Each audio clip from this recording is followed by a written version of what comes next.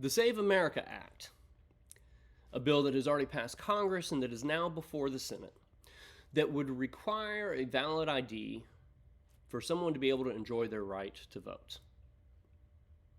I've seen a lot of reels on this, and I have seen it insisted time and time again that this time that making voting a little more difficult in America is not a repeat of our racist and classist past, but it really is about election integrity this time. And this is the logic that I've heard.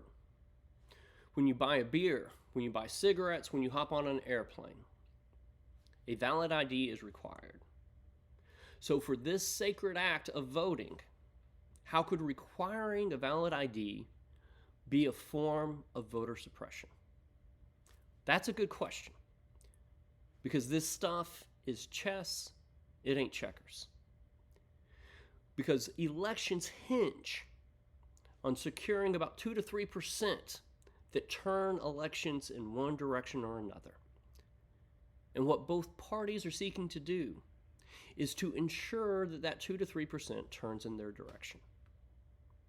This is what brings us to the Save America Act. Because a full 11% of voting age Americans do not have a form of a proper ID to vote.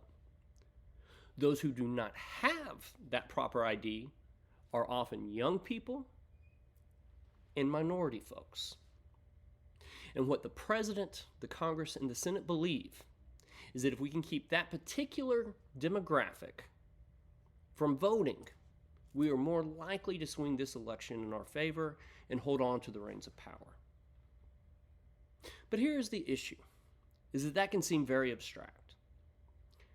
But when you live in neighborhoods like mine, you live where a lot of people cannot afford a car, and a lot of people don't have a driver's license, where they have life circumstances that create paperwork problems.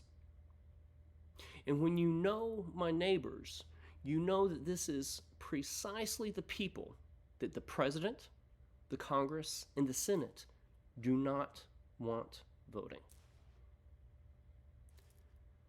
So I encourage you to stand with Brian, with Rob, with Pal, with my neighbors and the millions of other Americans who may not have valid IDs, but whose right to vote must be protected.